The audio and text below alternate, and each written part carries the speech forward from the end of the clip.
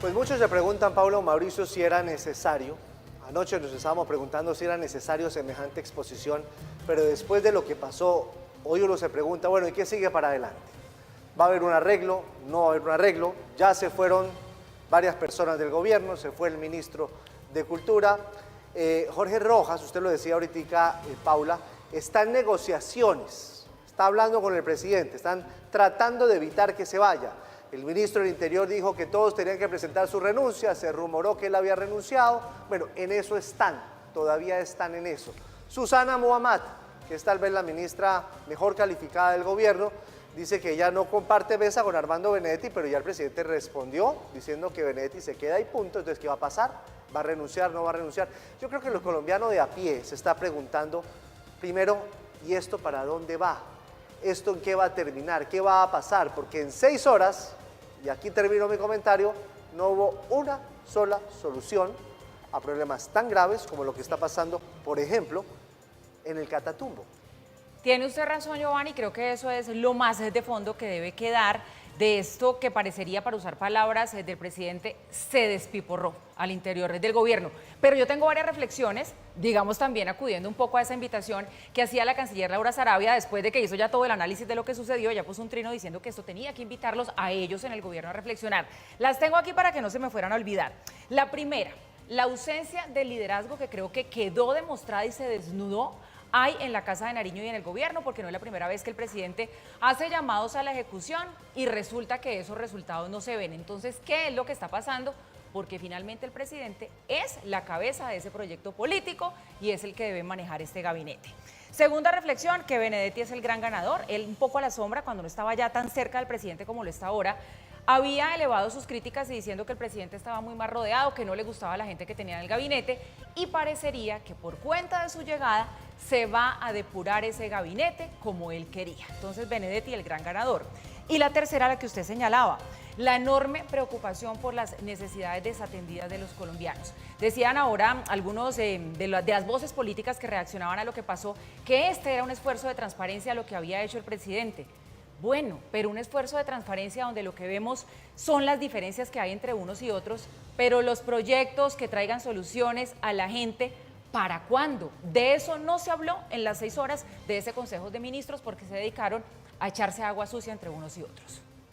Un esfuerzo de transparencia un segundo capítulo, Mauricio, qué pena, sí, me la atravieso. Viene un segundo capítulo, porque van a pasar otros consejos de ministros transmitidos en televisión. Vamos a ver si sigue el agarrón. Pero por ahora creo que viene una depuración. Creo que va a haber cambio en el ministerio, en varios ministerios, en el gabinete del presidente. Así es, esa depuración es parte de la respuesta a las preguntas fundamentales después de todo lo que sucedió el día de ayer, y es ¿qué va a pasar a partir de acá? Ayer como que se pusieron unas cartas sobre la mesa, algunas estaban tapadas, la opinión pública no las conocía, se destapó todo el juego, la opinión pública conoce el juego y ahora la pregunta es ¿qué va a suceder? Y hay dos dimensiones, una, la que más le importa a la gente de a pie en el presente, en los próximos meses, en las próximas semanas, y es qué va a suceder con la política pública, con la política de seguridad, con el Catatumbo, con el plateado, con los grandes apremios, con los proyectos en el Congreso. Creo que la respuesta quedó patente el día de ayer, y es que no hay que esperar mayores cosas en ejecuciones, no hay que esperar mayores cosas en la dinámica del gobierno de aquí en adelante. ¿Cómo le parece? Pongamos el ejemplo más emblemático para ahorrarnos más palabras, cuando el ministro de Defensa dice el gobierno no ha podido entrar al plateado porque no ha habido una decisión coordinada para entrar al plateado. El plateado, o sea, no estamos hablando ni del Catatumbo, estamos hablando de un problema que está en el otro extremo del país y que viene de meses atrás, y el gobierno no ha podido plantear una posición unificada para entrar al plateado. De ahí para adelante, vean el uno, el otro, el de más allá, y la cifra de la noche, que es 75% de las promesas incumplidas. No hay que hacerse esperanzas de que eso vaya a mejorar. Y la otra dimensión, la que tiene que ver con la política. Dos grupos ayer en pugna, el grupo de los más puros seguidores del pacto histórico, que estaban resintiendo la entrada y las maniobras de Armando Benedetti, pues entrada desde hace rato al gobierno, lo que pasa es que ahora cada vez más cerca al presidente, y de Laura Sarabia, ahora un poco alejada del presidente. Cualquiera diría que eso se tendría que decantar para un lado o para otro, y a juzgar por los comentarios, por ejemplo, el de Susana Muhammad, o ella o yo, como si fuera una canción de Pimpinela, pues ahí se quedan los dos por el momento. ¿Por qué? Porque ni Susana Muhammad se paró de la mesa, no puedo estar en la misma mesa con Armando Benedetti y ahí se quedó parqueada, pero por otra parte el presidente dice Armando Benedetti no se va.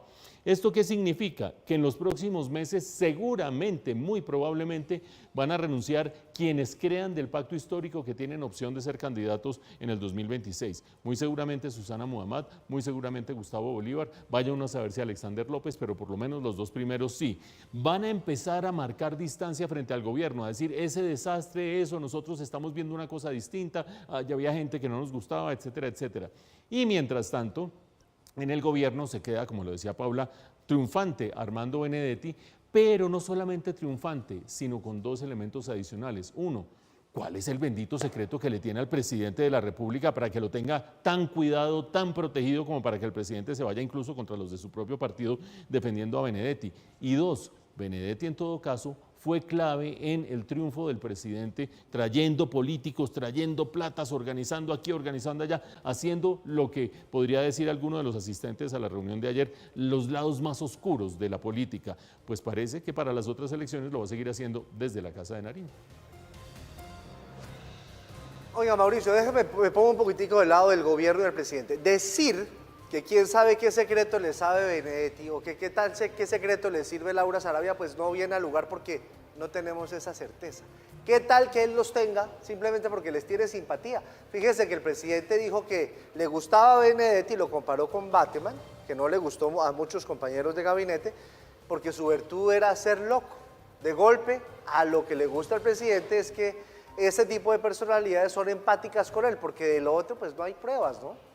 Todo es posible, sin lugar a dudas, por lo menos mientras no se demuestre lo contrario. Pero yo uno dos pedazos de toda esta historia. El momento en que Armando Benedetti en una grabación le dice a Laura Sarabia hace muchos meses, si yo llego a hablar nos vamos todos para la cárcel. Eso unido de muchos adjetivos, de muchas groserías. Pues estaba en estado de alicoramiento, ¿no? Pues eso sería lo que... No estaba en sus cabales. Eso sería lo que diría Álvaro Leiva en su momento de Armando Benedetti, que estaba en una condición psicotrópica bastante alterada. Pero yo uno ese pedazo con la inmensa protección y cuidado que le ha dado el presidente Petro a Armando Benedetti hasta sentarlo en una posición de poder a su lado, incluso generando grietas dentro de su propio movimiento. Yo uno esos dos pedazos. Habrá que esperar a ver si aparecen otras fichas sobre la mesa que demuestren lo contrario. Por el momento esa es la evidencia en la que se basa lo que estoy afirmando. Esperemos a ver.